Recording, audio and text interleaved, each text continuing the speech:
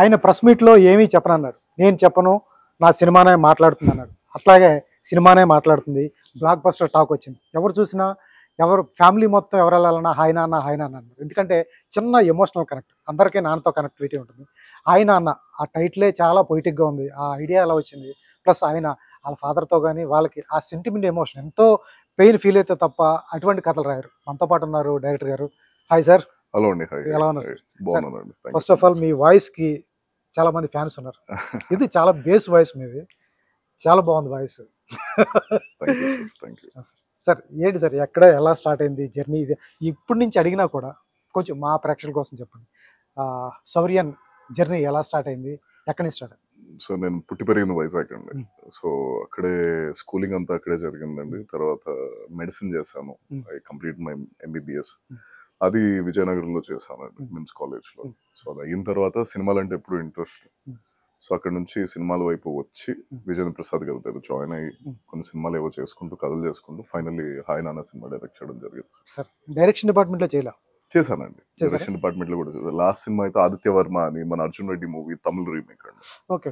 దానికి that was my last cinema, co director కింద దాన్ని చేశాను. దాని తర్వాత ఇంకా డైరెక్ట్ అప్పటి నుంచి మా ఐటమ్స్ లో మేము ఉన్నాం.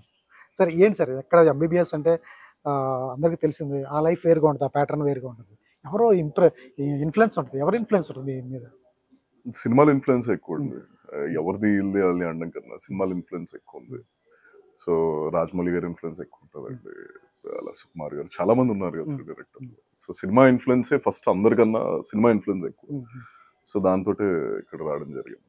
ఏం లేదు సార్, పేరెంట్స్ ఎంబీబీఎస్ అయ్యి డాక్టర్ అవ్వాలని వాళ్ళ డ్రీమ్ ఉంటుంది. మా అబ్బాయి సూర్యన్ డాక్టర్ అయితే చూడాలని వాళ్ళ డ్రీమ్ ఉంటుంది. మీకేమో మీ ఏమేమో డైరెక్టర్ అవ్వాలని ఉంటుంది. వాళ్ళ పేరెంట్స్, మీ పేరెంట్స్ ఏమన్నారు సార్? అయ్యాను కదండి డాక్టర్, నేనేం మధ్యలో వదిలేసాను. సో అది తెలియదు సార్. మెడిసిన్ కంప్లీట్ చేశారా? అయిపోయింది. నేను పెట్టుకొని తిరిగాను డాక్టర్ ట్యాగ్ అని చెప్పి. బట్ మెడిసిన్ అయింది కాబట్టి ఆమె డాక్టర్. సో వాళ్ళకి కావాల్సింది జరిగింది, నాకు కావాల్సింది కూడా జరుగుతుంది. Super sir. సార్ ఫస్ట్ సినిమానే బ్లాక్ బస్టర్. ఎవరో కొంతమందికే తగులుతుంది ఈ లక్కీ అనుకోవచ్చు. ఎందుకంటే ఆ ఫేజ్ ఇప్పుడు చాలా స్ట్రగుల్ ఫేస్ చేస్తారు. చేసి చేసి చేసి కొంతమంది లైఫ్లో స్ట్రగుల్స్ ఉండొచ్చు, ఉండకపోవచ్చు. బట్ ఫస్ట్ సినిమా హిట్ అవ్వటం చాలా బర్డెన్. ఓ పక్కన హ్యాపీ ఉన్నా ఇంకో పక్కన బర్డెన్ ఉండదు. ఎందుకంటే దీనికి మించి రెండో సినిమా ఉండాలి. ఎట్లా ఫీల్ అవుతుంది సార్? ఫస్ట్ సినిమా హిట్ అయితే సక్సెస్ ఎంజాయ్ చేస్తూనే రెండో సినిమాకి ఇంకా తీసుకెళ్ళాలి. ఆ కాన్ఫిడెన్స్ లెవెల్స్ మీ మీద చాలా ఉండాలి. మీరు చెప్పింది ఏం లేదండి, నాకు అదేం లేదు సార్. అలా ఉండదు, అలా ఉండకూడదు కూడా. నన్ను అడిగితే ఒక సినిమా చేస్తాం, సినిమాకి ఏం కాలో చేస్తాం, ఇంకో సినిమా చేస్తాం, దానికి ఏం కాలో అదే చేస్తాం. దేని పని అదేనండి. ఇప్పుడు నా మీద ఏమైనా మీకు ఎక్స్పెక్టేషన్స్, హోప్స్ పెరిగాయంటే అది నా కథలు బట్టి నేను డీల్ చేసే విధానం బట్టి అది ఎప్పుడు ఇంప్రూవ్ అవుతానే ఉంటుందని నేను అనుకుంటున్నాను. అది ఎక్కడ it will not fall short. So అలానే రెండో సినిమా కూడా ఆ కథకి సంబంధించి అలాంటి కథే పట్టుకొని నన్ను బాగా ఎంతూజియాస్టిక్ గా ఫీల్ అయ్యేలాగా చేసే కథ పట్టుకొని దానికి ఎన్ని చేయాలి, ఎంత కష్టపడాలి, ఎంత చేసుకొని రిలీజ్ చేస్తాం. దాని రిజల్ట్ ఎలా ఉంటుందో దానికే ఉంటుంది. సో అది ఇట్స్ నెవర్ అ బర్డెన్ అండి. విపత్సమైన క్లారిటీ సార్ ఇండస్ట్రీలో. ఇంత క్లారిటీతో ఉంటారు. ఎందుకంటే ఆ ఫస్ట్ సినిమా అవగానే చాలా హ్యాపీ మూడ్లో, ఆ మూడ్లో ఉంటారు, రిలాక్స్డ్ మూడ్లో అవుతారు. పెద్ద పెద్ద నుంచి కాల్స్ వస్తూ ఉంటాయి. వచ్చిన తర్వాత కొంత రిలాక్స్డ్ మూడ్లో రిలాక్స్డ్గా రాస్తూ ఉంటారు. రెండో సినిమా కొంచెం ఇబ్బంది పడిన సందర్భాలు కూడా ఇండస్ట్రీలో చూసాం. సరే అక్కడి నుంచి వెళ్తే హాయ్ నాన్న టైటిలే చాలా బాగుంది. నాన్న మీద గతంలో విక్రమ్ గారి నాన్న వచ్చింది, తర్వాత చిరంజీవి గారి డాడీ. అబ్బాయి మీద నాన్న సెంటిమెంట్తో కొంచెం తక్కువ విజయాలు అనుకోవచ్చు. ఇటువంటిది ఎంత ధైర్యం చేశారు నాన్న మీద? ఎందుకంటే అమ్మ మీద సెంటిమెంట్తో ఎక్కువ వెళ్ళే ఫ్యామిలీ డ్రామాలు చూస్తారు, నాన్న మీద చూస్తారని అలా రాసుకునేటప్పుడు ఇప్పుడు ఏ సందర్భంలో అనిపించింది?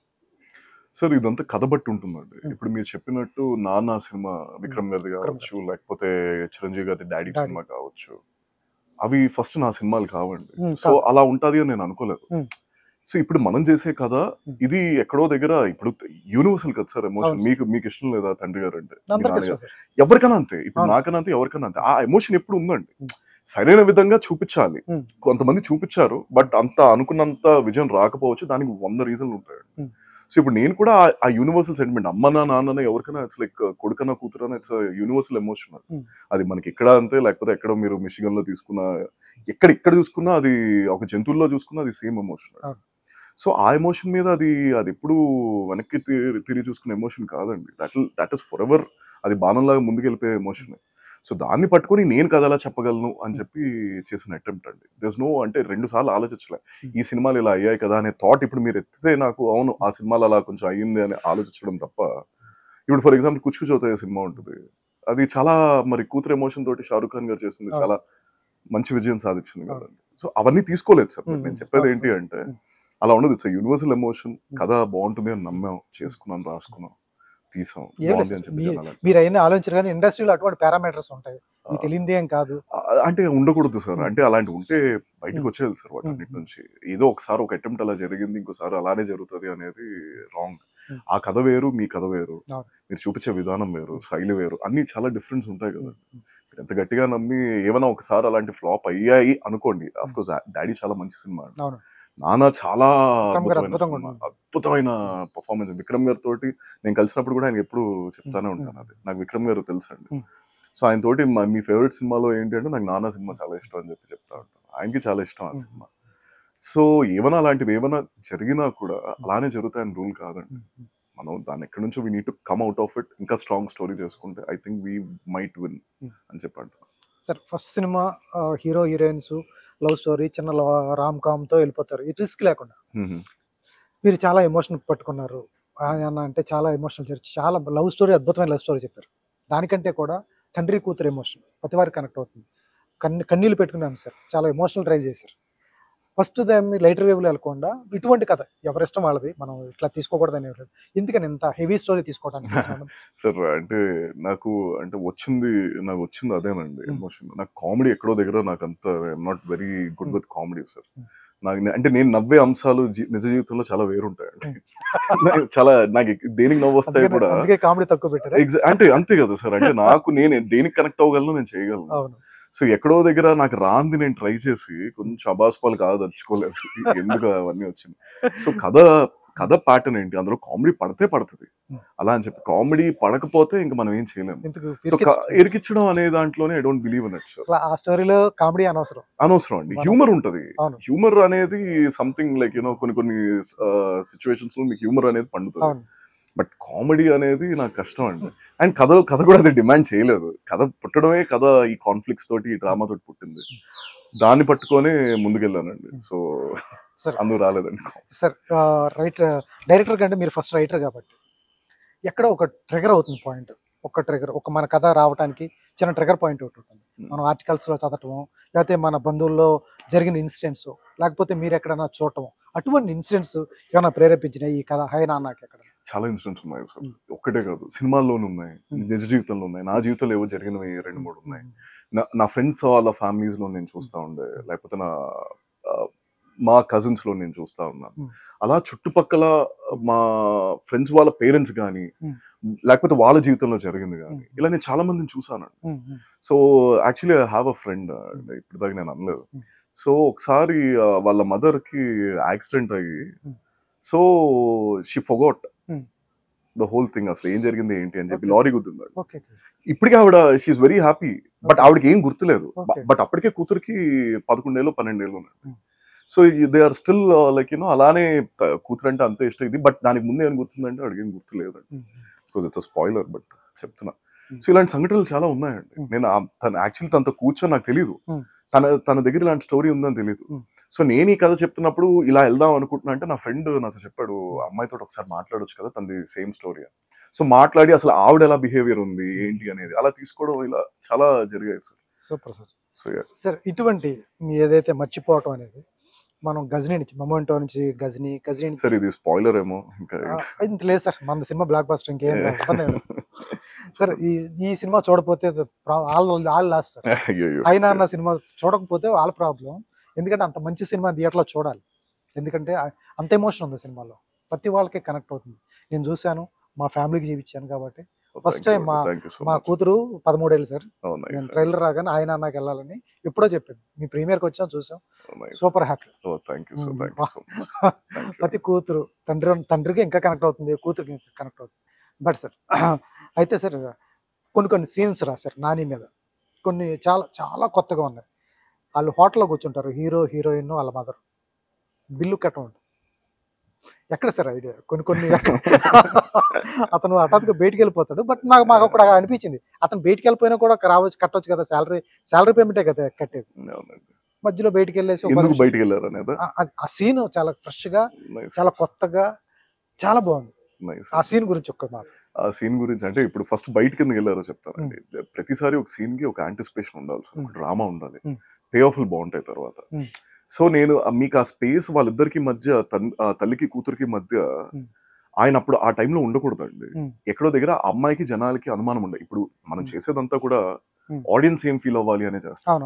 సో క్యారెక్టర్స్ త్రూ వాళ్ళు ఫీల్ అవుతా ఉంటారు. ఇప్పుడు ఆ టైంలో ఆడియన్స్ అందరూ మృణాలండి. సో తల్లి ఎప్పుడైతే ఆ డౌట్ పెట్టిందో వాడు ఎప్పుడో చెక్కేసి ఉంటాడు.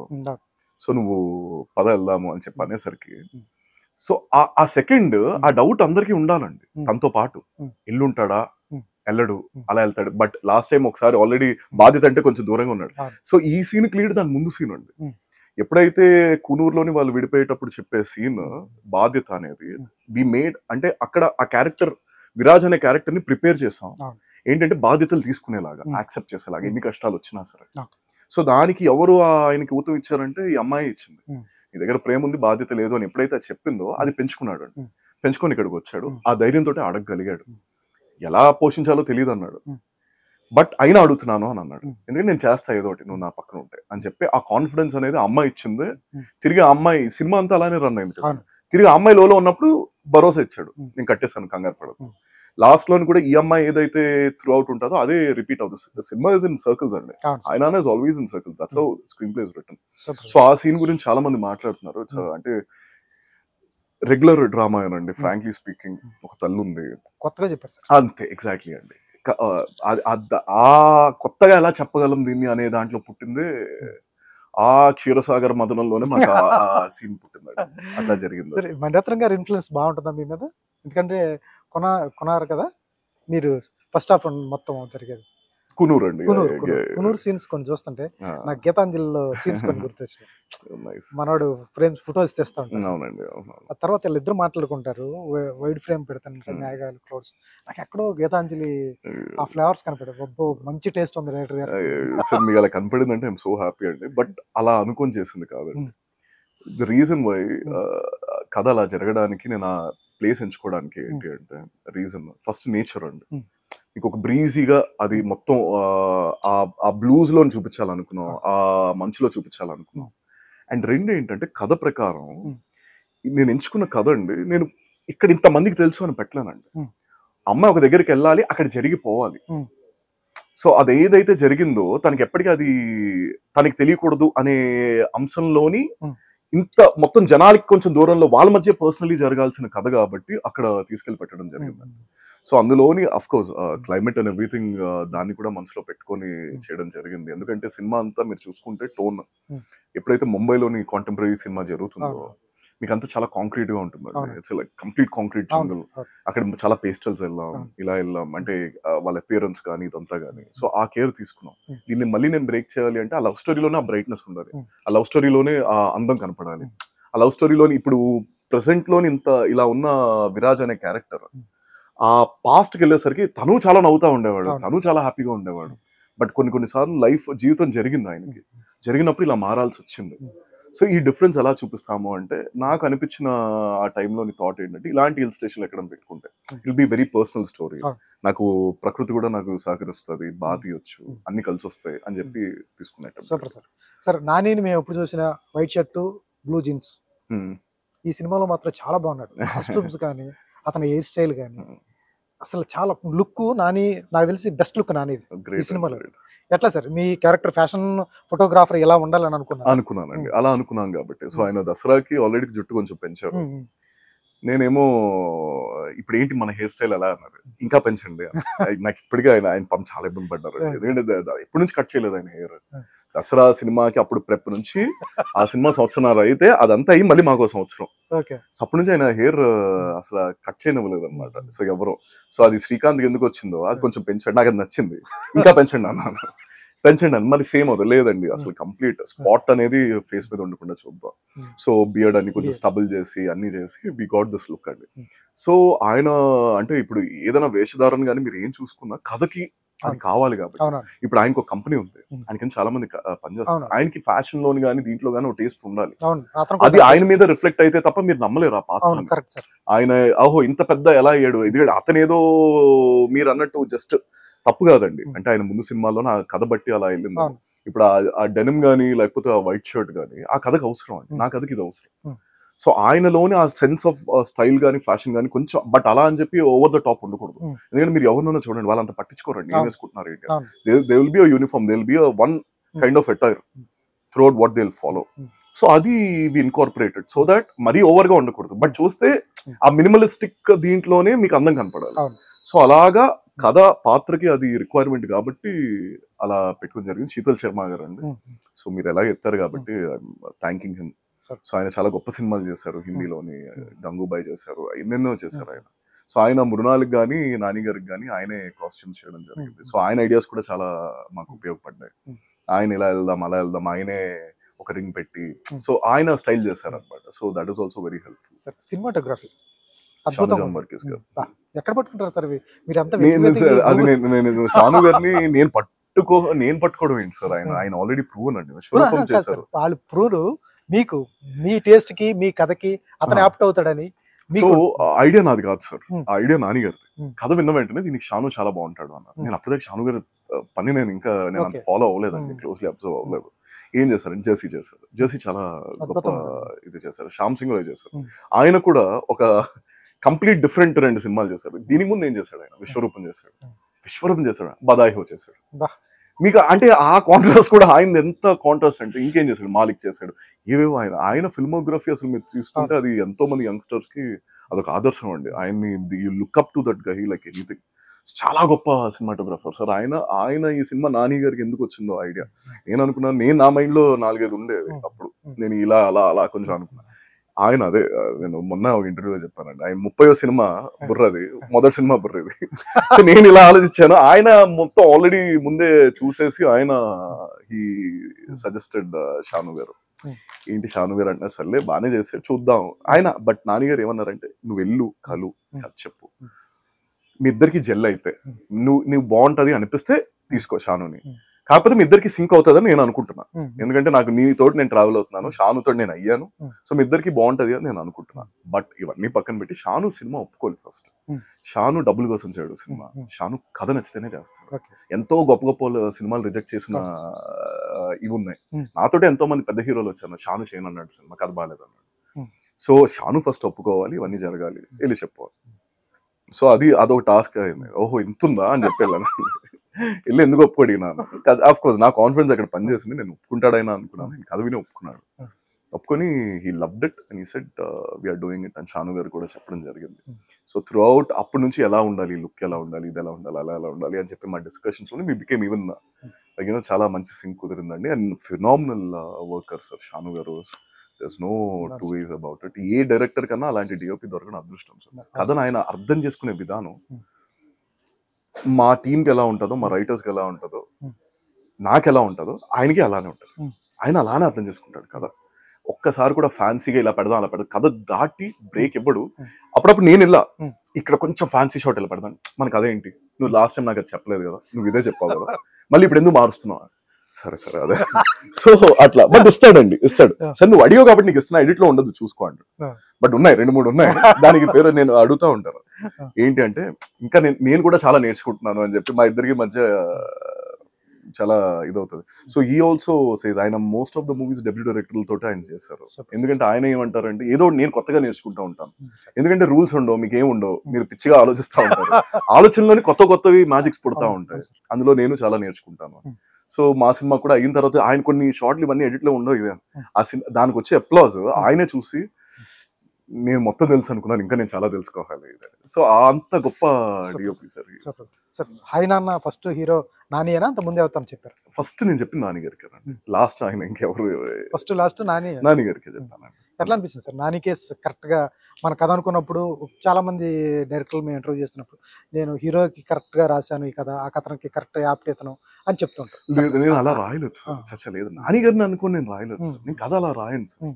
కథకి ఏం కావాలో అదేనండి, నాకు కథ ఎలా కావాలని చూస్తా. ఆ రాసే ప్రాసెస్ లోనే అది ఎప్పుడైతే కొంచెం మీ కళ్ళ ముందు కనపడుతున్నప్పుడు అప్పుడు will get to the casting, ఎవరైతే బాగుండొచ్చు అనేది అప్పుడు వస్తాయండి థాట్స్. బట్ ఈ హీరోకి ఇది, ఈ హీరో కోసం రాస్తున్నా అనేది అలా నేను చేయలేదండి. అది కరెక్ట్ కాదనుకుంటున్నానండి నేను. అలా ఎందుకు మేబీ ఇప్పుడు పెద్ద డైరెక్టర్లు ఎవరికన్నా వీళ్ళతో చెయ్యాలి అని అనుకుంటే వాళ్ళు రాస్తారు. నాకు నేను ఇప్పుడే కదండి, నేను ఎన్నో కథలు రాసుకున్నవన్నీ ఈ హీరోకి ఆ హీరోకి అని చెప్పి అనుకోను. బట్ అలా ఊహలు బాగుంటాయి కథ అయిపోయిన తర్వాత అది. బట్ ఆ హీరోకి అనుకోని కథ ఇప్పుడు దాకా రాసింది లేదండి. సో ఈ కథ అయిన తర్వాత కామన్ ఇదేంటి, అందరూ అనుకున్నారు నాన్నగారి చాలా బాగుంటుంది, నేను అనుకున్నాను నాన్నగారు చాలా బాగుంటుంది ఆయన వింటే అని చెప్పి అనుకున్నాను. సో ఆయన వినడం జరిగింది. ఎట్లా నమ్మాడు సార్? ఎందుకంటే ఫస్ట్ టైం మీరు డైరెక్షన్ డిపార్ట్మెంట్, కో డైరెక్టర్, ఒక్కొక్కసారి అతనికి ఇమేజ్ ఉంది, పైగా దసరా హిట్ కూడా ఉన్నారు. దసరా కంటే ముందు స్టార్ట్ అయింది సార్? ముందే స్టార్ట్. అప్పటి వరకు ఆయనకు ఒక ఇమేజ్ ఉంటుంది. కొత్త డైరెక్టర్ అంటే కొంచెం భయం ఉంటుంది. కొంతమంది అంతా కొత్త డైరెక్టర్ ఈజీగా ఇస్తారు, ఎందుకంటే క్రియేటివిటీతో వస్తారు. కొత్త అటెంప్ట్ అంటే చాలా బాగుంటుందని కొంతమంది ఇస్తారు. నాని మీరు రెండో కోవకు చెందిన ఆయన అండి. మీరు చెప్పిన ఆ రెండో ఆప్షన్ కి ఆయన యాప్ట్ అండి. కొత్తదనంతో వస్తారు, ఏదో కొత్తగా చేస్తారు, కొత్తగా సినిమా చూపిస్తాం, బాగుంటాయి థాట్స్ అన్ని ఫ్రెష్ గా ఉంటాయి, టెంప్లెట్స్ ఉండవు, ఈక్వేషన్ ఉండవు అని నమ్ముతారేమో అని నేను అనుకుంటున్నానండి. ఇది ఆయన అడిగితే మీరు చాలా బెటర్ అది. అండ్ ఎందుకంటే ఆయన it's proven once and again కదా. సో ఇప్పుడు నేను ఒక్కడిని కాదు, శ్రీకాంత్ నా ముందు గానీ దాని ముందు ఎంతో మంది డైరెక్టర్లు ఆయన ఇంట్రడ్యూస్ చేశారు. ఆయన నమ్మిన ఫార్ములా అది. ఐఎమ్ హ్యాపీ అది వర్క్ అవుతుంది అని. ఎందుకంటే ఆయన గురించి కాదండి, ఇప్పుడు అది ఇంకా బలోపేతమై ఇంకొంచెం ఇంకా కొత్త డైరెక్టర్లకి ఎంతో మంది ఇస్తారు కదా ఛాన్స్. ఇవ్వాలి, ఇస్తేనే మీకు కొత్త నీరు వస్తానే ఉండాలండి, లేకపోతే స్టాగ్నేట్ అయిపోతుంది వాటర్ అంతా. సార్ ఎప్పుడన్నా కొంచెం అన్న చేస్తున్నప్పుడు భయం అనిపించిందా? కాంట్రాస్ట్ దసరా వేరు, దసరా నాని వేరు. అప్పటి వరకు ఆయన మర్చిపోసుకుని దసరాలో మాస్ గా కనిపించి మంచి బడ్జెట్, మంచి నెంబర్స్ కనిపించింది దానికి. తర్వాత నాన్న out and out class movie, కొంచెం అన్న బాధ అట్లన్నా? అది నాకు యాక్చువల్లీ అది నాకు చాలా హ్యాపీ వచ్చింది. ఎందుకంటే కాంట్రాస్ట్ చేస్తున్నాం కదా, సేమ్ చేయట్లేదు కదండి. సో అది ఎప్పుడు యాజ్ అ ఫిల్మ్ మేకర్ అది ఎప్పుడు నాకు చాలా ఆనందం ఇచ్చే విషయం. మీరు ఫిల్మ్ మేకర్స్ ఓకే, ఆడియన్స్ అట్లా ఆలోచించారు. ఎందుకు ఆలోచించారండి? మీరు మళ్ళీ దసరా చూడాలనుకుంటారా? దసరా చూస్తారు, దసరా లాంటిది ఇది బ్రేక్ చేసింది అనుకోండి, ఆ ప్రాసెస్ థాట్ ప్రాసెస్ లేదండి. అట్లా అట్లా ఉందేమో నాకు తెలియదు. బట్ ఒకరు ఇది చేశారంటే మళ్ళీ అదే చేయాలని ఎందుకు కోరుకోవాలి సార్? కైండ్ ఆఫ్ వైవిధ్యం చూపించడం అనేది ఎప్పుడు బాగుంటది కదా సార్. కథలు కొత్త కథలు వస్తే బాగుంటాయి కదా. ఇప్పుడు ఆయన వచ్చింది, జనాలు చెప్తున్నారు ఏంటి అంటే ఒక వార్మ్ హగ్ అంటున్నారు, ఈ సినిమా మమ్మల్ని హత్తుకుంది అంటున్నారు. So that is a nice feeling కదా జనాలకి ఇచ్చేది. మీకు దసరా నుంచి మీకు ఒక హై వస్తే ఇంకోలా వచ్చింది ఈ సినిమా నుంచి. సో కథలు వేరు ఉండాలండి. ఏమో ఇది నేను as a film maker if you ask me, దసరాలో అలా ఉంది అంటే నాన్నగారు ఇలాంటిది ఎంచుకున్నారంటే నాకు చాలా హ్యాపీ వేస్తుంది. ఎందుకంటే అమ్మాయ అలా రావట్లేదు, దసరాలో రావట్లేదు, మళ్ళీ ఇంకొక కొత్తగా వస్తుంది. ఆయన హీస్ రీఇన్వెంటింగ్ హిమ్సెల్ఫ్. కొత్త సినిమా ఇది. బట్ ఇది కానీ ఎవరైనా చూసి ఇది కానీ క్లిక్ అయితే ఒక నలుగురు ఈ విధంగా ఆలోచిస్తారు, మనం ఇలా కూడా చేయొచ్చు అనుకుంటారు. That's a very good thing as a director for me అండి. సో నాకు ఎప్పుడు ఆ థాట్ రాలేదు సార్. బట్ జనాలకి అలా వస్తే నేను ఏం చెప్పాలి నాకు తెలియదండి. బట్ నంబర్స్ విషయంలో అంటారా అది ఉంది, బట్ అది ఉంది కానీ అట్ ద సేమ్ టైం నేను అనుకున్న బాగా ఆడుతుంది సినిమా. ఎందుకు అంటే ఇవి సార్ ఇప్పుడు కమర్షియల్ ట్రెండ్ నడుస్తుంది. ముందంతా కూడా మనకి ఆ రామ్ కామ్స్ కానీ ఇలాంటి సినిమాలు అనేవి చాలా గొప్పగా ఆడిన ఇవి ఉన్నాయి మనకి. ఇప్పుడు వెంకటేష్ గారు ఒకప్పుడు మీరు మొత్తం తీసుకుంటే తులిపేశారు ఆయన. ఇవాళ ఇలాంటి కాన్సెప్ట్ అన్ని ఆయన ఫ్యామిలీ ఆడియన్స్ ని తులిపేశారు. చిరంజీవి గారు చేశారు, షారూక్, వీళ్ళందరూ. షారూక్ ఖాన్ ఇంకా ఆయన ఇప్పుడు అయిన తర్వాత ఇప్పుడు ఎంత ఇదండి, ఇప్పుడు ఇదే ఇయర్ లోని జవాన్ చేశారు, ఆయన పఠాన్ చేశారు. మరి మీరు డంకి ఎందుకు చేస్తున్నారు అంటే ఏం అడుగుతారు అది. సో అది ఉండాలండి, అది యాజ్ లైక్ అది ఇండస్ట్రీకి మంచిది, జనాలకి మంచిది, వాళ్ళకి వాళ్ళు రీఇన్వెంట్ చేసుకోవడానికి కూడా చాలా మంచిదండి. Super sir. సార్ రీసెంట్ గా బన్నీ గారు ప్రతి క్రాఫ్ట్ ని మెచ్చుకుంటూ ఒక ట్వీట్ పెట్టాడు. ఆయన దగ్గర నుంచి ట్వీట్ రాగానే ఎట్లా అనిపించింది? చాలా ఆనందం వేస్తుంది sir. So very very very happy sir. ఎందుకంటే ఇలా ముందుకు వచ్చి ఎంకరేజ్ చేస్తే 10 మందికి ఇంకా బాగా తెలుస్తుంది. ఇదే కమర్షియల్ సినిమా అనుకోండి అంటే 10 మందికి మేమే తెలిసేలాగా వెళ్ళిపోతుంది. ఎందుకంటే ఆల్వేస్ కమర్షియల్ సినిమా, ఆ cinema there is a high to it. ఇలాంటి సినిమాలు మీరు థియేటర్లోకి వస్తే తప్ప మీకు ఏంటి అనేది కరెక్ట్ గా అర్థం కాదు. మీరు ఆ ప్రపంచంలోకి రావాలి, మా ప్రపంచంలోకి రావాలి, నేను మిమ్మల్ని మెప్పించాలి. అక్కడే యుల్ గెట్ క్యారీడ్ అవే. అక్కడ నుంచి మీకు ఈ భావోద్వేగాలు ఏవైతే మీరు ఫీల్ అవుతున్నారో అవన్నీ మీకు అవుతాయి. సో అలాంటిది మీరు అక్కడ దాకా మేము తేడానికి ఇలాంటి ట్వీట్స్ కానీ ఇలాంటి పెద్ద పెద్ద సూపర్ స్టార్స్ వచ్చి ఇలాంటివి చెప్పడం అనేది మాకు చాలా అడ్వాంటేజ్ అండి, నాకు, టీమ్కి, అందరికి. So every one of us felt really happy after seeing Bunny గారు ట్వీట్. నాకు అసలు నేను లేచిన వెంటనే నేను చూసుకోలేదు. నేను ఎప్పుడూ మొత్తం రాత్రి మళ్ళీ ఏదో పోస్టర్స్ ఇవి ఏవో పని చేసుకుని నేను పడుకున్నా. నా ఫ్రెండ్ వచ్చి లేపాడు అనమాట. చూసా బన్నీ గారు పెట్టాడు ఏదో ఒకసారి చూడండి. So I felt really happy. పరిచయం సార్ బన్నీ? లేదండి, సినిమాల త్రూ పరిచయం సార్. చిరంజీవి గారి ఫ్యామిలీతో బాగా పరిచయాలు కదా మీకు? ఎలా అండి? అదేం లేదు సార్. మరి నిఖిల్ వాళ్ళ నిహారిక వీళ్ళంతా కలిసే ఉంటారు కదా? ఫ్రెండ్స్ అండి, Friends. అందరు ఫ్రెండ్స్. ఇప్పుడు సార్ అదే అంటున్నాను, ఇప్పుడు నాకు నిహారిక గారు బాగా తెలుసు, నిఖిల్ నా తమ్ముడు, మేమందరం మంచి ఫ్రెండ్స్. బట్ అలా అని చెప్పి వాళ్ళ ఫ్యామిలీ మొత్తం తెలియాలని రూల్ ఎక్కడ ఉందండి? నాకు ఇంకా గట్టిగా మాట్లాడితే నేను ఇంకా నాగబాబు గారిని వరుణ్ గారిని నాకు తెలియదు. అవునా? లేదండి, నిహారిక ఒకరే మాకు ఫ్రెండ్స్ అండి. Okay, okay. ఫ్రెండ్స్ అంటే మేము జస్ట్ ఫ్రెండ్స్. కాదు, ఇంట్లో స్టార్ పెట్టుకుని ఎట్లా సార్ ఆయనతో ఎప్పుడు తెస్తారు? ఎవరండి స్టార్? తమ్ముడు. మా తమ్ముడు అండి. అతను ఎంట్రీ కోసం చాలా మంది ఎగబడతారు sir. He's like my brother is my biggest asset అండి. చేస్తాను ఏదో అంటున్నాడు, ఏదో సినిమాలు ఏదో వస్తున్నాయి ఆడికి. బట్ హీస్ మైండ్ ఆడు చాలా నాకన్నా క్లియర్ గా ఉంటాడు అండి. వాడికి ఏం కావాలి ఏంటి అనేది ఇది ఏమో క్లియర్ ఉన్నాడు ఇక్కడ. సో నాకన్నా క్లియర్ గా ఉంటాడు సార్. అది వాడి ఇష్టం సార్. నేనేంటి చెప్పేది, లేకపోతే నేనేంటి చేసేది, వాళ్ళకి ఏమైనా చేయాలి అని ఉంటే వాళ్ళు తెలుగు. సో అది it's up to his decision, his choice. నన్ను ఏమైనా అడిగితే help him, suggest him.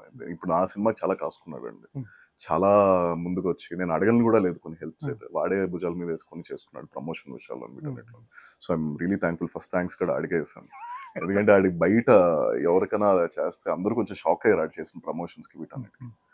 So I'm so happy, వాడు ఒకే ఇంట్లో పుట్టేసాం, నా తమ్ముడు అయ్యాడు అని చెప్పి. సార్ నెక్స్ట్ ఎటువంటి జానర్ ఆఫ్ కథలు రాసుకుంటున్నారు? ఎందుకంటే ఇటువంటి కథ చూసిన తర్వాత ఇటువంటి డైరెక్టర్ దగ్గర నుంచి వచ్చే కథలు చాలా డిఫరెంట్గా ఉంటాయి. ఎందుకంటే రేపొద్దున హీరోని పక్కన పెట్టినా కూడా పలానా శౌర్యన్, డైరెక్టర్ ఆఫ్ శౌర్యన్ అంటే కంపల్సరీ ఇతను ఏదో చెప్తాడు, ఏదో బాగుంటుంది, హై నాన్న చూసాం కాబట్టి కంపల్సరీ ఇతని సినిమా చూడాలి అని వెళ్తారు.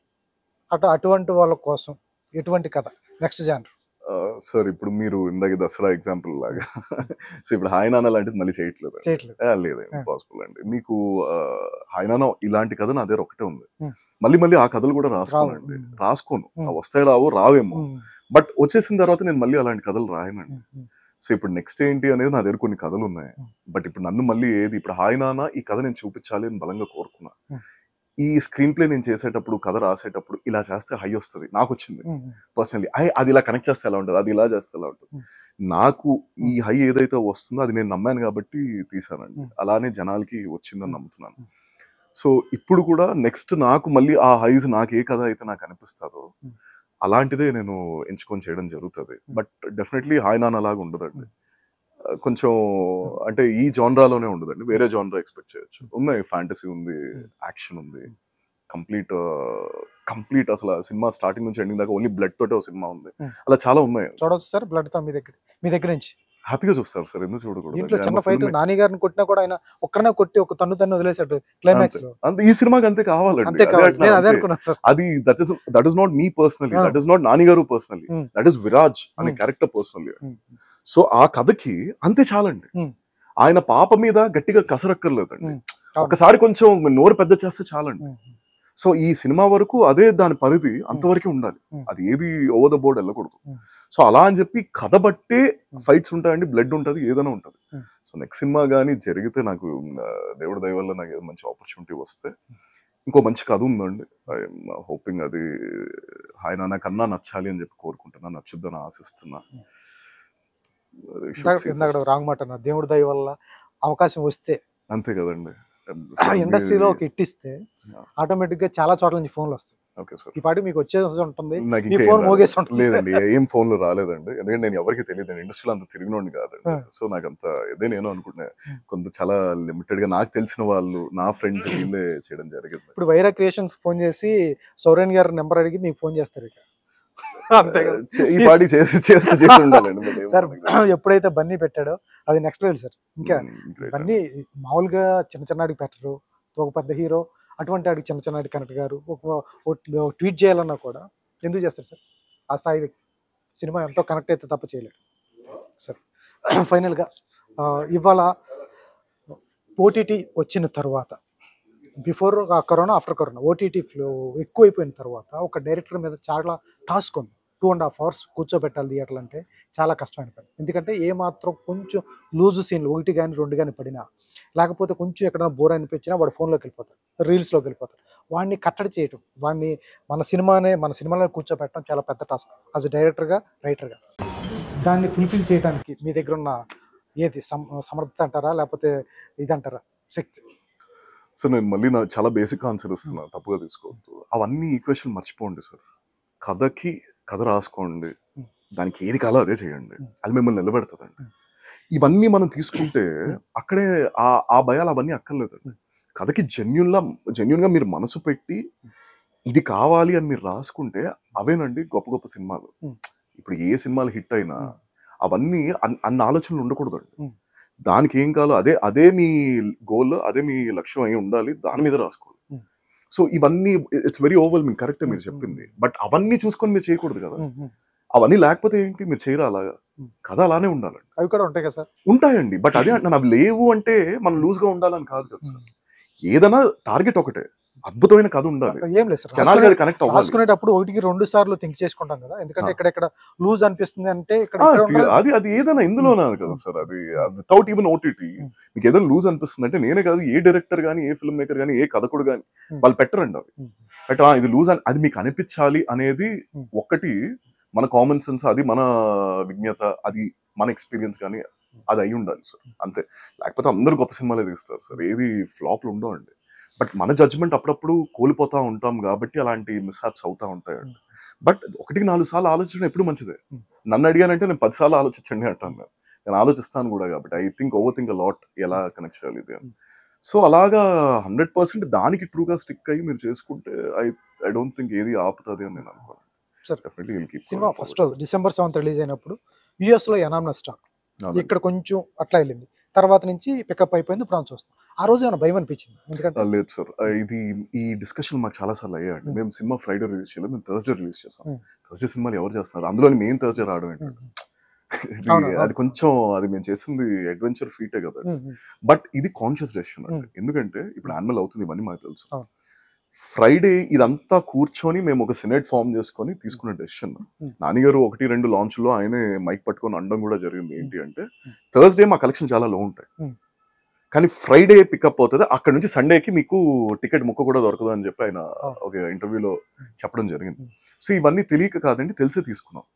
తెలిసి తీసుకున్నప్పుడు అది ఎందుకు తీసుకున్నాము అంటే, ఇప్పుడు మాకు ఎవరు వర్డ్ ఆఫ్ మౌత్ అనేది మాకు చాలా ఇంపార్టెంట్. ఇలాంటి పెద్ద పెద్ద సినిమాలు నడుస్తున్నప్పుడు, కమర్షియల్ సినిమాలు ఇంత అంటే పెద్ద హిట్స్ కూడా కదండి సినిమాలు.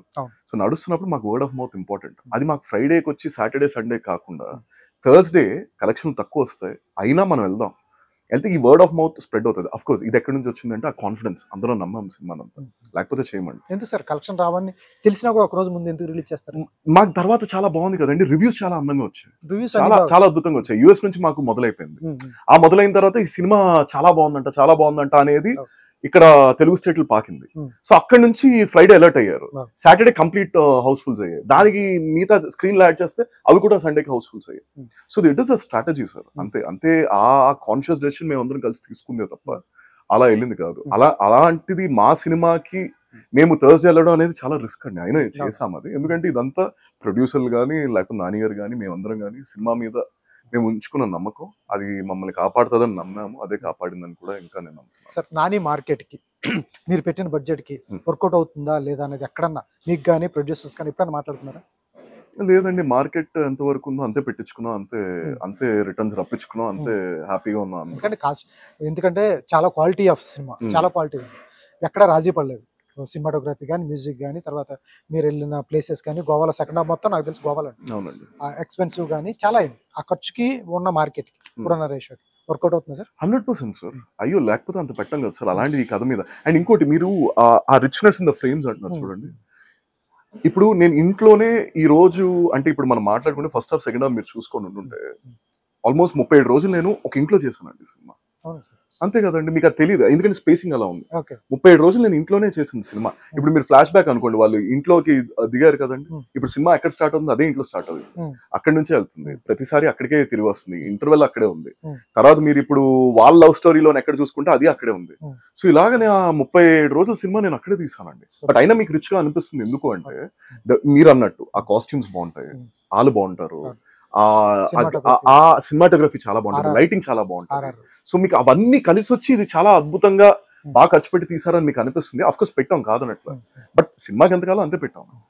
అంతకు మించి లాగేసి ఇది చేయాలని మాకు ఎవరికి ఉండదు కదండి అది సినిమాకి ఎంతవరకు. అండ్ ప్రొడ్యూసర్లు కూడా వాళ్ళు ఇక్కడ ఎవరు అంటే ఆ తెలివి లేని వాళ్ళు కాదండి, వాళ్ళు కూడా చూసుకున్నారు ఎంత ప్రాఫిట్స్ వస్తున్నాయి, మనకి రెవెన్యూ ఎంత వస్తుంది, ఇవన్నీ పట్టుకొని ప్రాఫిట్ జోన్ లోనే మేము సినిమా రిలీజ్ చేసుకోవడం జరిగింది.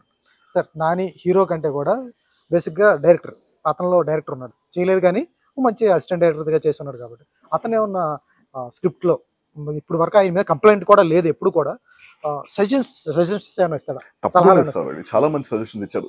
కథలోని ఎప్పుడు కథ మార్చు అని చెప్పి ఆయన ఎప్పుడు చెప్పలేదండి, కథ ఆయన చాలా నమ్మేస్తాను. నేను మార్చుకున్నాను సెకండ్ హాఫ్, ఇదంతా నేను ఒక 6-7 వర్షన్లు నేను చేసుకుని ప్రతిసారి అప్డేట్ ఇచ్చేవాడిని. ఓకే ఎందుకు ఇన్నిసార్లు మార్చున్నాను అని కూడా నన్ను ఆయన అడిగారు. లేదండి ఇక్కడ ఏదో కొంచెం లో అయింది అనిపించింది, మీరు అన్నట్టే ఇక్కడ కొంచెం లూజ్ గా ఉంది, మళ్ళీ ఇంకొంచెం టైట్ చేసా, ఇది చేసా అది చేసా. సో అలాంటివండి. బట్ నాని గారి సజెషన్స్ ఎలా ఉంటాయంటే, ఒక సీన్ నేను ఫర్ ఎగ్జాంపుల్ ఇంటర్వల్ బ్యాంక్ కి అయ్యింది, అని విన్న వెంటనే అన్నారు ఇక్కడ ఇంకొక ఎక్స్ట్రా సీన్ వేస్తావు చూడ, నువ్వు సెకండ్ హాఫ్ పుష్ చేయొచ్చు, అది చాలా బాగుంటది అక్కడ కానీ నువ్వు పెడితే చాలా బాగుంటది, ఎందుకంటే ఇక్కడ హై వచ్చేసింది, ఇంకో హై ఎన్ని హైలు ఇస్తావు, అది సెకండ్ హాఫ్ లో ఇచ్చుకో, అది ఇంకా గొప్పగా పేలుతుంది నీకు. ఆఫ్ కోర్స్ నేను సెకండ్ హాఫ్ నుంచి కావాలని ఫస్ట్ హాఫ్ ముందు జరిపాను మా ఈ డిబేట్ లో, బట్ ఆయన మళ్ళీ గైడెడ్ మీ రైట్. సో అక్కడ అలా ప్రతి చోట ఏదైనా సజెషన్స్ ఉంటే he'll give a very nice he'll come up with very nice creative ideas. తీసుకుంటారా సార్ మీరు? పనికొస్తానండి, డెఫినెట్లీ పనికొస్తే తీసుకుంటా. మృణాల్ ఫర్ ఎగ్జాంపుల్ ఒక సీన్ మేము అడిగాం, మృణాల్ ఇప్పుడు ఆవిడ క్యారెక్టర్ లో ఉంది కదండి, సో ఒక సీన్ నేను చెప్పిన దగ్గర నేను నించోని తను చేయాలి ఆ సీన్, తను అంది లేదు నేను ఫీల్ అవుతున్న దాన్ని బట్టి నేను కూర్చొని చేయాలి, ఇమీడియట్లీ కూర్చొని చేద్దాం ఆ కంపోజిషన్ మార్చి, ఎందుకంటే నించున్నా కూర్చున్నా నాకు ఆ ఫరక్ పడదండి. But when the character is feeling, అక్కడ మృణాల్ మాట్లాడలేదు, యష్నా మాట్లాడుతుంది, so when she is feeling it you need to obey it అండి. నేను వెంటనే అక్కడ ఇదే సేమ్ ఆ కూర్చొని చేసేలా సీన్ చేస్తాం, బికాస్ షీ సెడ్ ఇప్పుడు నాకున్న ఎమోషన్ కి నేను అలా ఉండాలి అని చెప్పి. So that is always creative discussion, creative inputs ఎప్పుడు పనికి వస్తాయి, కొన్నిసార్లు రావు, అవి మనం తీసుకోం. సినిమాకి అది ఎన్హాన్స్ అవుతుంది అంటే ఎవరి దగ్గర తీసుకోవడంలో కూడా తప్పలేదు. డైరెక్టర్స్ ఇగో ఎక్కడ ఉంటుంది? సినిమా బాగుండాలా, డైరెక్టర్ ఇగో కావాలా అండి? At the end of the day నా ఇగో నా సినిమా బాగుండాలని, సో అది క్లియర్ సార్, అది అసలు ఇట్స్ నెవర్. అది ఒక సరస్వతీదేవి ఎవరి నోటి నుంచి పలుకుతుంది ఎప్పుడు తెలియదు అండి, ఎవరి నోటి నుంచి అయినా పలకొచ్చు. మీరు ఒక్కరే కూర్చొని మీరు గోడతో మాట్లాడుకుని మీకు ఐడియాలు రావాలి, ఎవరో ఒకరు ఎక్కడి నుంచో చెప్తా ఉంటారు. సో అది బాగుంది అంటే మీరు తీసేసుకోలేదు, దాంట్లో మీకు ఇగో ఏంటంటే లొకేషన్ లో చెప్తున్నప్పుడు క్రౌడ్ ముందు చెప్తున్నప్పుడు లేదు సార్, లేదు అన్ని జరగలేదు మాకు, ఫ్రాంక్లీ జరిగినా తప్పలేదు అంటారు, చెప్పినా తప్పలేదు. For betterment of a scene, it is a constructive criticism. Scene ఎలా గొప్పగా ఉండాలనే దాంట్లోని స్పాట్ బాయ్ చెప్పినా మనం వినొచ్చండి, అంటే ఆ జ్ఞానం ఉంది అంటే ఉంటే అది ఏదైనా కొంచెం అది తప్పేం లేదండి. సో అది నేను ఏమంటానంటే మృణాల్ ఇప్పుడు వెన్ షీ వాంటెడ్ ఇట్, ఆ అమ్మాయికి ఎప్పుడైతే అది కావాలి, నేను ఇలా కూర్చొని నా క్యారెక్టర్ ఇలా కోరుకుంటుందంటే 100% అదే కరెక్ట్, తనే కరెక్ట్, నేను కాదు అక్కడ, తనే కరెక్ట్ అండి, అది నేను ఇప్పటికీ నమ్ముతాను. 10 సినిమాల తర్వాత కూడా ఎలాగ ఉంటారా? ఫస్ట్ మూవీకి ఉండాలని కోరుకుందాం సార్, ఇంకొంచెం ఎక్స్పీరియన్స్ ఉంటదేమో సార్, అంతే. All the best sir.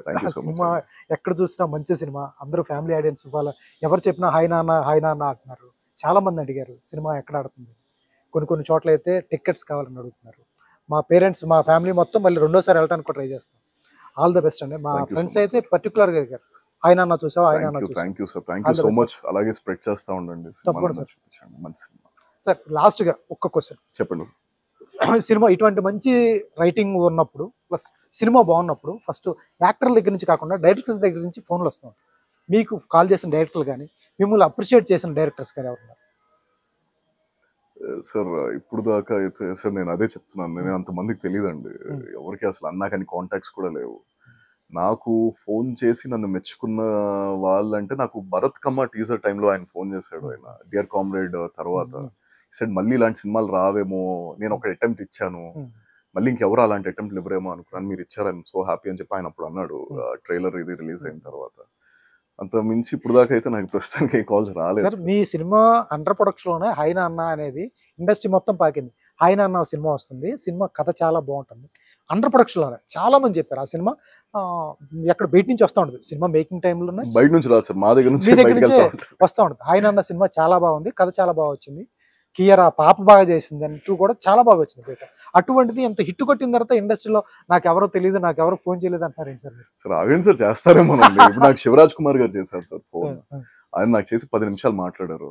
అది నాకు ఎన్ని ఫోన్లు వచ్చినా అది నాకు ఆల్వేస్ స్పెషల్ ఫోన్. ఆయన ఈ 20వ తారీఖు నేను హైదరాబాద్ కూడా వస్తాను, నేను మిమ్మల్ని పర్సనలీ కలాలనుకుంటున్నాను, I just want appreciate you in person. ఆయన ట్వీట్ పెట్టారు, ఆయన వీడియో బైట్స్ ఇచ్చారు, ఆయన వెళ్ళి సినిమా మైసూర్లో కూర్చొని చూసారు. ఆయన అంటే 90% ఇక్కడ మైసూర్లోనే నాకు house full cinema, no one expected me. నేను ఎలా ఏడ్చానో నా పక్కన ఉన్న వాళ్ళందరూ అప్పుడు దాకా శివరాజ్ కుమార్ గారు వచ్చారు అనే దీంట్లో ఉన్నారు అందరూ. బట్ సినిమా అయిపోయే టైంకి ఎవరు ఆ దీంట్లో లేరు, అందరం ఒక మూడ్ లో ఉన్నాము. లైబ్రరీలో కూర్చున్నట్టు మాకు అనిపించింది, స్క్రీన్ డ్రాప్ సైలెన్స్ తోటి. అదే ఎగ్జాక్ట్లీ.